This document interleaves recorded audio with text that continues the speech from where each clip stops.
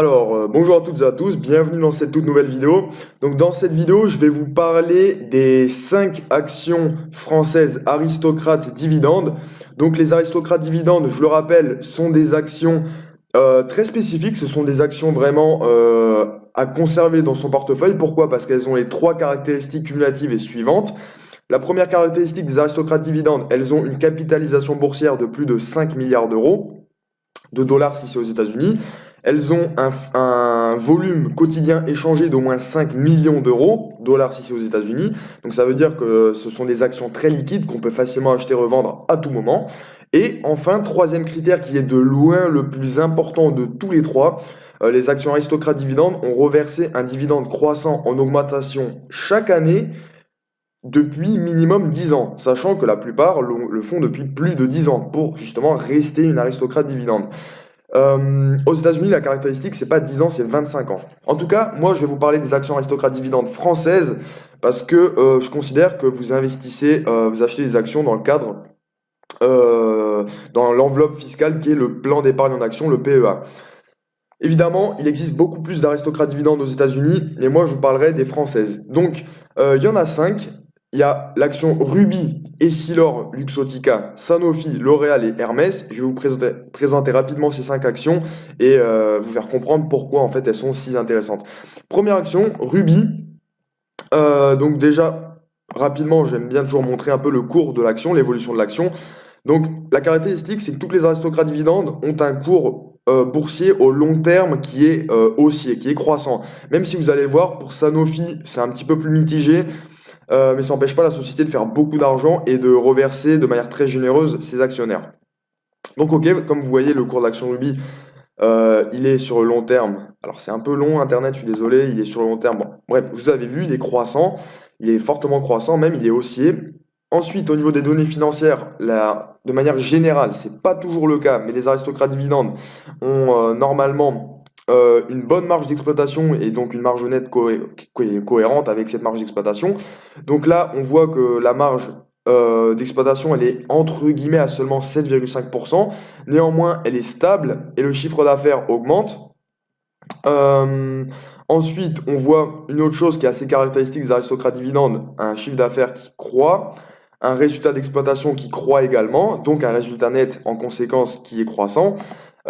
Ensuite, le dividende par action, c'est vraiment ça la caractéristique principale de ces actions, c'est qu'elles ont un dividende qui, chaque année, est en augmentation par rapport à l'année précédente. Donc on comprend bien l'intérêt d'investir, puisque si on a, par exemple, si en 2016, vous aviez acheté une action Ruby qui était alors à 39 euros, maintenant elle est plutôt à 50. Et vous auriez eu un rendement de 3,42%, donc 1,34 sur 39. Sauf que, voilà, aujourd'hui en 2019, vous auriez eu 1,68 €, mais toujours sur 39 euros. Donc vous auriez eu un rendement de peut-être 4,5 ou 5%.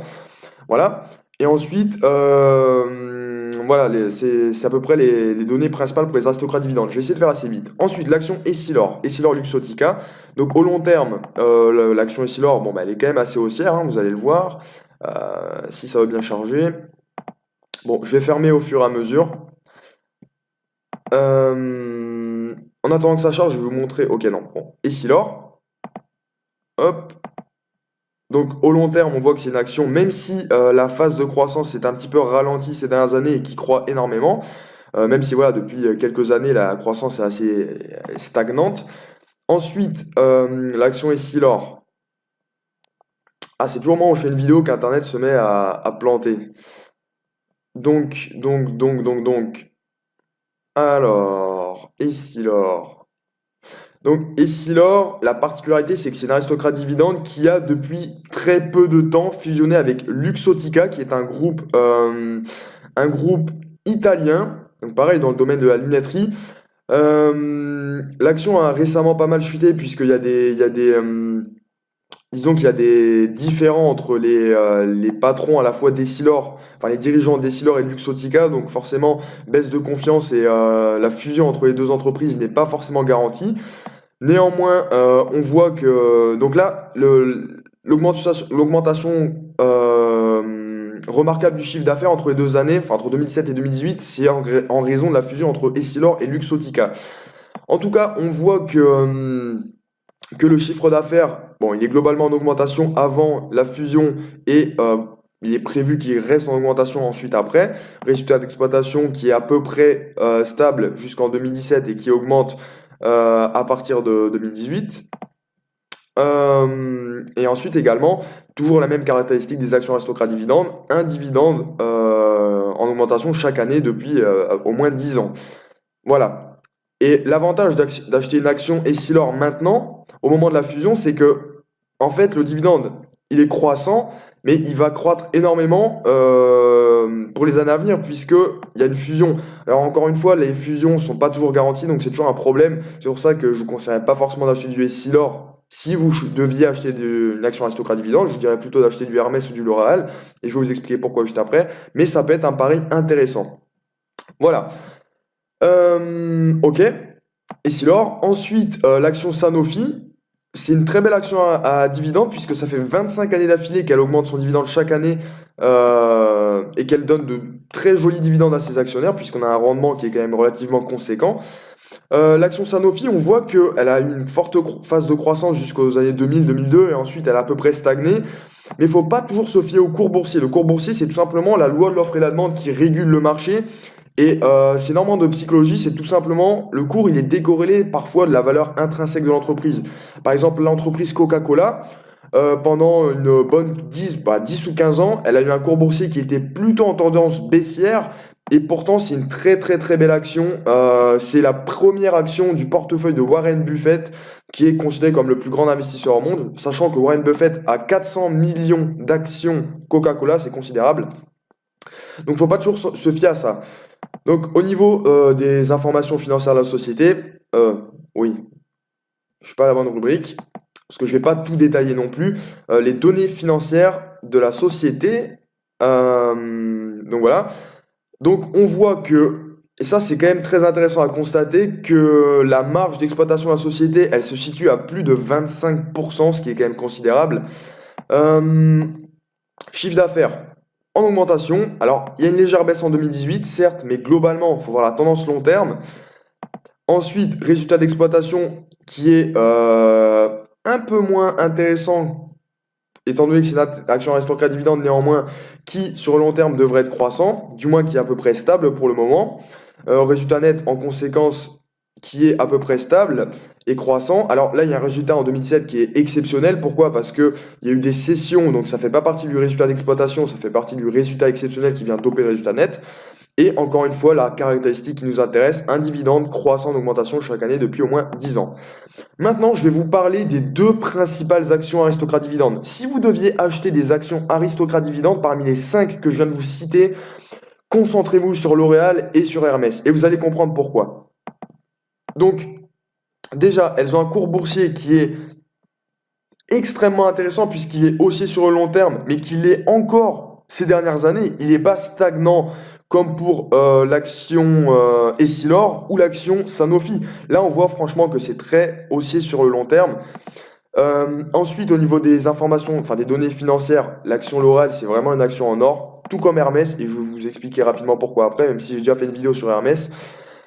Déjà, on voit que le chiffre d'affaires il augmente, d'accord, mais que en plus de ça, la marge d'exploitation est également nette, en conséquence, elle augmente.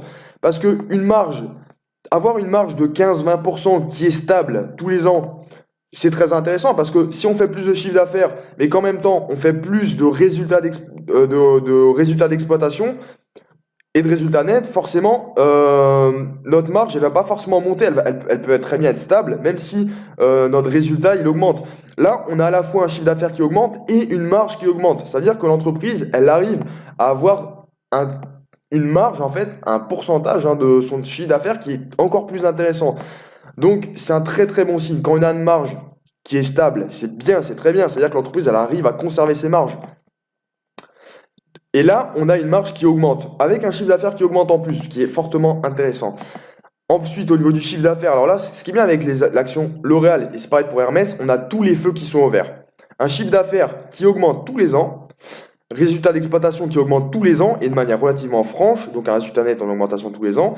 Forcément, eh bien, un dividende en augmentation tous les ans, et ce depuis très longtemps d'ailleurs. Et forcément, plus le chiffre d'affaires croît et plus la marge croît, ben, plus le dividende par action il va croître. Là, on passe quand même de 3,30 € à 3,55 €, puis à 3,85 €. On a quand même une croissance du rendement, du dividende qui est quand même très intéressante. Et ensuite, cerise sur le gâteau, l'entreprise L'Oréal n'a absolument aucune dette. Elle a que de la trésorerie, elle a zéro dette, et elle a une trésorerie qui est en train d'exploser littéralement. Donc c'est pour ça que l'action L'Oréal est hyper intéressante. Elle a une trésorerie qui est en train d'exploser vraiment, et c'est pour ça que je la recommande vraiment. Ensuite, l'action Hermès, c'est pareil. Elle a franchement un cours boursier qui est irréprochable. Elle a une tendance haussière au long terme, et de plus en plus. Donc, si ça veut bien charger, je vous montre ça. Oh, c'est pas vrai. Bon, donnez-moi un instant.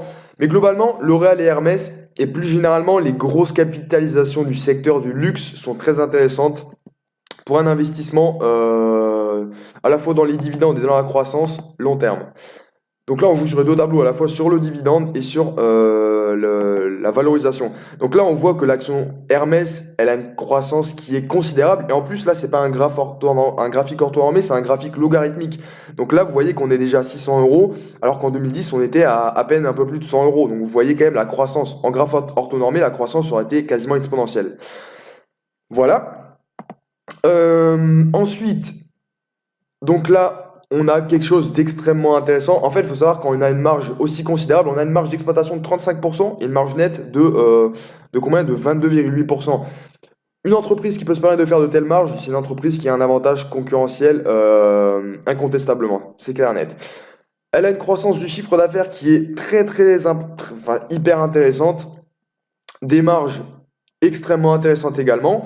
Ensuite, un chiffre d'affaires, alors on voit bien la tendance, à long terme, elle est très haussière. Pareil pour le résultat d'exploitation. Idem pour le résultat net, qui découle forcément du résultat d'exploitation. Ensuite, un dividende par action qui augmente, et qui augmente de manière très franche, parce qu'il faut également regarder le taux de croissance du dividende. Et en l'occurrence, c'est très intéressant. Ensuite, et là c'est vraiment ce qui est génial aussi avec cette action, c'est qu'elle a aucune dette, et elle a... en fait, c'est comme L'Oréal. L'Oréal, elle a aucune dette, et elle a beaucoup de trésorerie. Et là, en fait, pour Hermès, c'est encore plus intéressant parce qu'on voit que la trésorerie qu'elle a, donc c'est la barre bleue, par rapport à son chiffre d'affaires, sa barre noire, eh ben, cette trésorerie, elle est énorme. Là, on a une trésorerie qui représente, pour 2019, peut-être 60 ou 70% de son chiffre d'affaires. Donc c'est énorme. C'est vraiment quelque chose de génial. Et l'action Hermès, pour moi, c'est une des meilleures, si ce n'est la meilleure action dans laquelle investir parmi toutes les actions du CAC 40. Et c'est une des meilleures actions, si ce n'est la meilleure action du secteur du luxe en France. Trésorerie, pareil, qui explose. Et en plus, Hermès, c'est une entreprise qui n'a pas une capitalisation aussi grande que L'Oréal ou que LVMH et qui pourrait encore croître de manière relativement intéressante, enfin, considérable dans les années à venir. Et tous les feux indiquent une croissance qui va en ce sens. Donc voilà, donc si vous deviez retenir une chose de toute cette vidéo, c'est que si vous deviez investir dans des actions de manière sécurisée, pérenne, stable et dans une optique d'investissement long terme, je dirais en bon père de famille, privilégiez avant tout une des 5 actions que je vous ai présentées, donc ces fameux aristocrates dividendes. Je rappelle rapidement, il y a Ruby, Sanofi, Essilor Luxottica plutôt désormais, L'Oréal et Hermès, et a fortiori privilégier les actions qui sont L'Oréal et Hermès, qui sont absolument géniales. Il y a d'autres actions comme LVMH, Kering ou Christian Dior qui sont très intéressantes également. Je ferai une vidéo par la suite sur les actions du secteur du luxe. Mais globalement, L'Oréal et Hermès, ce sont des actions qui sont connues et reconnues dans leur secteur. Enfin, ce sont des entreprises connues et reconnues dans leur secteur d'activité, qui sont stables et qui ont déjà fait leurs preuves. Et d'ailleurs, elles ne sont pas aristocrates dividendes pour rien. Donc bref, si vous avez de l'argent à investir, vous embêtez pas à diversifier énormément. Je ferai également des vidéos ultérieurement sur la diversification. Privilégiez seulement quelques lignes dans votre portefeuille, du L'Oréal, du Hermès, du LVMH éventuellement. Le secteur du luxe, c'est un secteur très prometteur en raison de la forte croissance de pays d'Asie, notamment d'Asie du Sud-Est, où le chiffre d'affaires des entreprises du secteur du luxe explose dans cette zone géographique voilà, terrestre. Donc voilà. Franchement, le secteur du luxe est très intéressant, donc L'Oréal et Hermès pour les actions aristocrates dividendes. Voilà, donc c'est tout pour cette vidéo, j'espère qu'elle vous aura plu, que vous savez un peu mieux comment, enfin dans quoi investir si vous voulez avoir un investissement sécurisé, stable et pérenne et croissant sur le long terme, à la fois en termes de capitalisation, donc de plus-value, et de croissance du dividende, donc en termes de cash flow. Voilà, donc je vous remercie d'avoir regardé cette vidéo et je vous dis à très vite pour une prochaine vidéo.